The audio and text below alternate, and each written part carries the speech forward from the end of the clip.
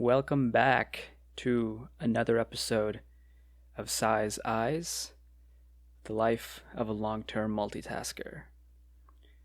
I know it's been a few short months for some, a few long months for others. Um, in the end, it kind of balances out. But I think last episode that I published was sometime in August, I think, or September maybe. But I think I'm back on the road to publishing, creating content, creating a lot of stuff this quarter this year. At least that's the plan. And so I'm excited to share my thoughts, my ideas, my knowledge, whatever I have of it, and anything else that I can share with you guys. And more importantly, whoever's listening, what I can learn from you and really be, um, you know, take this as an opportunity to become a better person. And so, as you'll notice, this is not being recorded in my car anymore. So that's a good step in the terms of safety, a good step in terms of just being able to think more clearly just in my room. Shout out to Jatspreet, who bought me this USB mic with a fancy stand. So finally set it up, attached to my desk, and kind of swivels and comes closer and stuff like that. So it's pretty dope setup that I have right now. So shout out to him. But in the spirit of getting better, I think this first one of the calendar year, I want to talk through briefly kind of what I went through for my planning, just looking back at this past year and really seeing like what do I want to do, who do I want to be, etc. So I think this really just started in I'd say November-ish, when my brother sent me some videos on about Notion. So I'd heard about Notion before last year, so like in January of last year, but just kind of pushed it to the side. But in November, my brother sent me some videos of a specific guy named August Bradley. Maybe I'll include the link in the description or something. But saw his videos. I was like, man. First time I saw it, I was like, all right, whatever. Second time I saw it, that video that he sent, I was like, wait, maybe this is very complex, but this is very rigid, or very strategic framework for how he's approaching everything that he does in personal life and business life, and everything. So I was doing, I thought I was doing a decent job of it, but after going through all of his videos, I was like, yep, no, this is on a whole nother level. I need to get to this level of productivity, of project management, of habit management, or habit tracking, of a calendar, a better calendar, a vault system for knowledge, for everything that I've learned through podcasts, through books, through articles, through videos, etc. And so I was like, yeah, I need to combine this all into a all-in-one workspace, and that Notion's is a great platform for that. So they're not paying me to say this, so at least not yet. Yeah, maybe wait a couple years, but it's a great tool. I recommend anyone using it. Also shared it with Shaq and Dak, and they have bought in.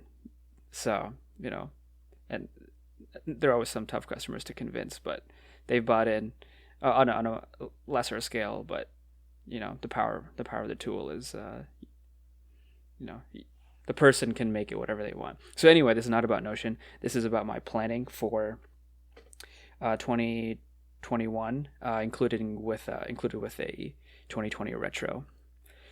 So let me just talk through. So I created a project plan in Notion, which it was, how many tasks is this? I'm looking at it right now, scrolling through. It's 50 tasks for myself that I completed over the course of 4 weeks in December Normally, retro slash planning of the year prior and the year upcoming is shouldn't be this long, but since this is my first time doing it, is also more of a setup, almost a first time startup cost, if you will.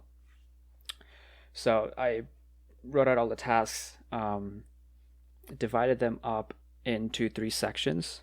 So it was a past, so that was the retro type of look where I would review, reflect, think about everything that happened in this past year, everything that I learned, everything that I can improve upon, everything I can do better. And then the second section was a present one, so the current state, if you will. So that was a pretty short one. And then a future state. So that was like the actual planning for 2021. So all these tasks combined, I planned out how many hours each task would take. Planned for about 70, 75. I finished up in 55, 56 hours. So not too bad from a plan versus actual standpoint, coming in lower and still achieving everything that I wanted to. So digging in a little bit deeper into the past piece of it, I think I'd probably do it a little bit differently now, but I'll just take you through my thought process there. So the past one was, the first one was kind of asking for feedback.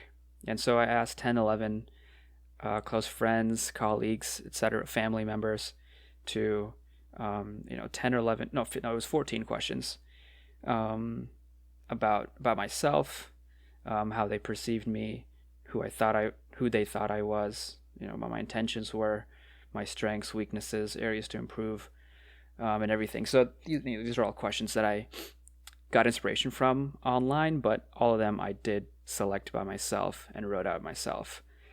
And so, I mean, if you're listening, you're probably one of the people who filled it out. So, so no need to go into the actual questions unless, there's a new viewer who doesn't know the questions and wants to inquire. So, at me. And so then after the feedback, so I gave people about a week to go through that. Some people gave 1-word responses to some answers. Some people gave paragraphs. So, no limit, no minimum.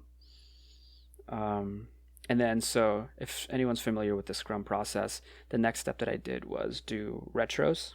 So retrospectives, sprint retros. So I did, normally at the end of a sprint, you do 1 retro for the 2-week sprint that you do. But for me, I was like, yeah, let's go above and beyond, right? So I ended up doing 9 retros over the course of a week. Yes, some of them did overlap with the questions, but they did give me new insight, especially when I did them different days. I could come at it with a fresh perspective. So I really did like that piece of it. Instead of even doing 3 of them back to back to back, I liked the over the course of at least several days to do them. So definitely recommend that. So one of them was what went well, what didn't go well, what can I improve. One of them is what should I stop, what should I start, what should I continue. Next one is what am I mad about, what am I sad about, what am I glad about. One is error of commission and error of omission. Basically, like what errors did I make because I actually made them, and then what errors happened because I didn't do something or didn't take an action.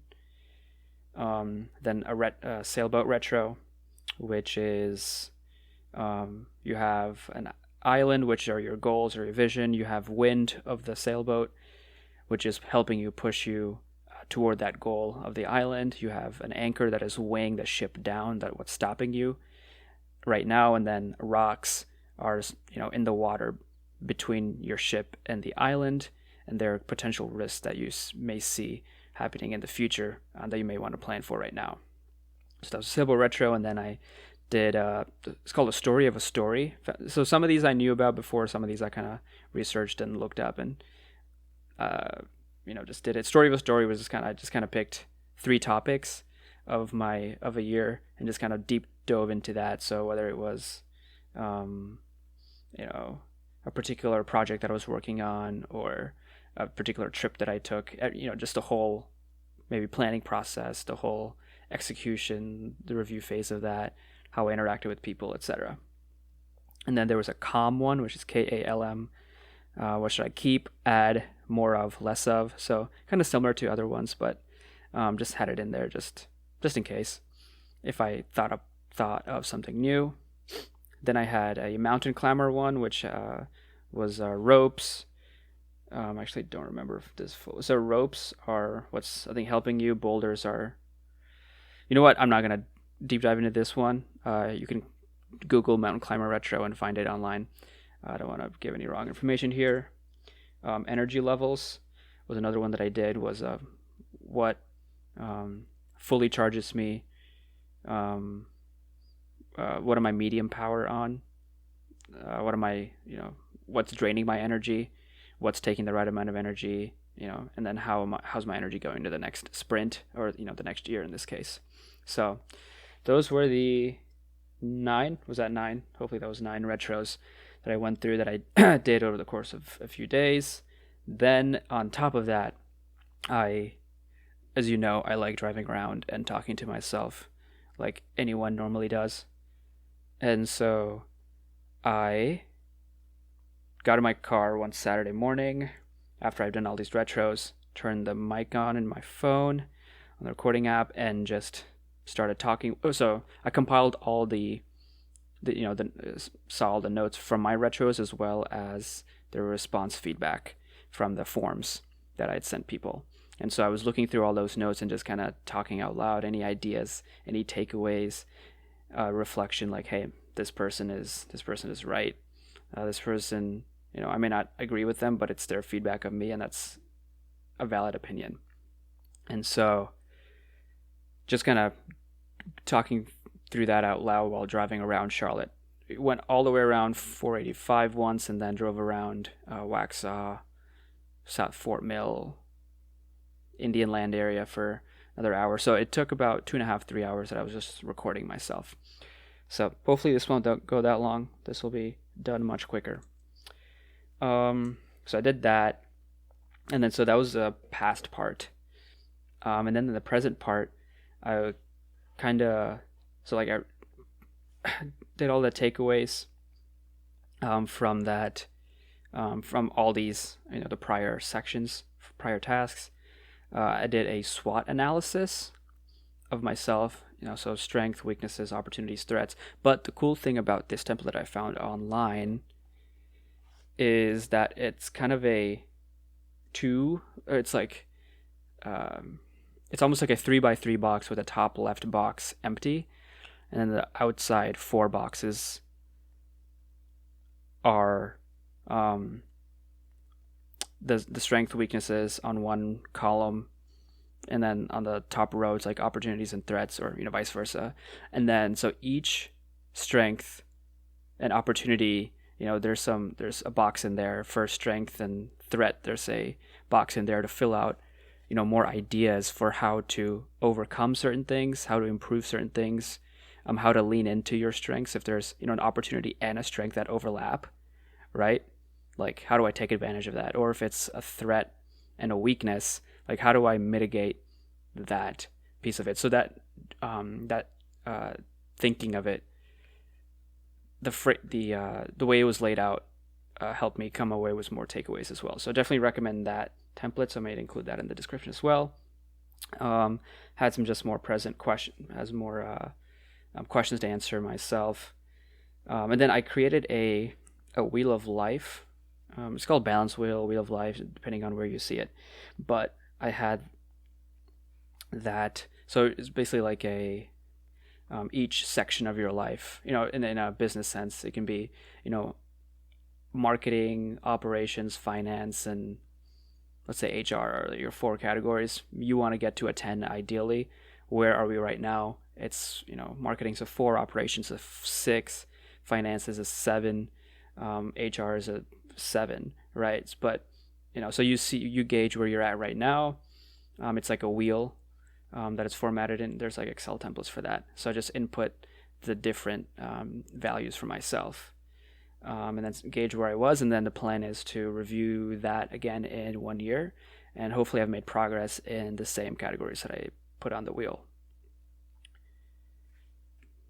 Then, so that was the present part. So yeah, again, not too much there. And then I went into the future part, so just the actual planning for 2021. So first I wanted to start with a high level. So I mean, I can go into this in another podcast, another video, something. But the way I structured it was aspirations at the top. So those are the high level questions. What are my values? What's my vision? What's my mission, purpose, etc. So basically, basic almost company type of ideals, if you will. So took a top-down approach there. So building those out first, and then kind of building the goals next, which I use affirmations as that term, as the kind of the middle level, the middle layer of who do I want to be, not necessarily what do I want to do, because that can follow, but I have affirmations next, since I want to be working towards the person that I want to become. And so I worked on those affirmations. I have like 25 of those, prioritized which ones I want to work on this quarter, and then the rest of this year. And then I created a vision board, a digital one, so I just have it in the Notion dashboard, so I can see it every day. I do need to do a better job of that, of just like visualizing it when I actually see it, seeing myself having accomplished those things. And then selected a theme for this year, or no, I have a different terminology, or forgot the word for it, but categorization of each. But yeah, the yearly story, I have it. Yearly story, quarterly ambition, then monthly themes, and then weekly focus, and then daily priorities. So that's how I divided up those words and time frames. So that was the future high level part, and then I did the future tactical part, which consisted of mainly the projects that I wanted to accomplish. So I spent most of the time on the projects for this quarter. So I didn't really focus on, if I knew I wasn't going to be doing this quarter, I just kind of pushed it to the planning phase for Q2 whenever that happens at the end of Q1. So creating the projects, defining the KPIs, what I want to accomplish, creating the actual tasks. So that took, several hours, basically blocked out a whole day. So that took actually a couple days. Creating the content calendar. So I'll be coming out with, this, as well as, some more content, podcast, vlog, YouTube, missing something. But yeah. And then, I had normal tasks in that, as well as project milestones. So that's more larger scale things that I can check off as a big phase of the project maybe completing. And then finally, the last kind of section was future related, but also just kind of ad hoc. So updating my templates for my review. So the daily tracking templates that I have, the weekly, monthly, quarterly, and yearly review templates that I want to go through on those on the cadence levels. Just to ask those, so I'm prepared to ask those questions whenever I am, instead of just coming up with those questions on the spot and not being as prepared. Created a timeline view of the project, so more visual. Audited my habits and practices that I want to be practicing on a daily, weekly, bi-weekly, few times a week level, monthly level, etc. And then finally, the last thing I did was I wrote a letter to myself on December 31st of 2020, which I will open December 31st of 2021. So brought the time capsule letter back to with me to Charlotte. So it's sitting in my room here, but obviously not going to open it until the end of the year. So just kind of free flowing, whatever thoughts came to my mind. and I'll open it up at the end of the year, see what happened. Um, so so yeah, I think this is a good stopping point for this podcast. I may do a part two of this, if you will, for kind of some of the high level the feedback that I received. I want to do a better job of sharing whatever's on my mind, the good and the bad and the ugly. And so this is at 20 minutes right now, so I'll don't want to make this as long as my first one over an hour and a half. So I'll cut this one here, and hopefully you guys listen to the next one as well, to dig a little bit deeper into some of my takeaways and what do I want to work on this year, etc. So looking forward to that one. Yep. So first one of 2021. I'm excited and really can't wait for this year to unfold. Internally, everything happens for a reason externally outside, but you can only control what you can control. So, and hopefully I'm doing a good job of controlling that. But anyways, I'll let you guys get to it. Thanks for listening to Size Eyes, the life of a long-term multitasker.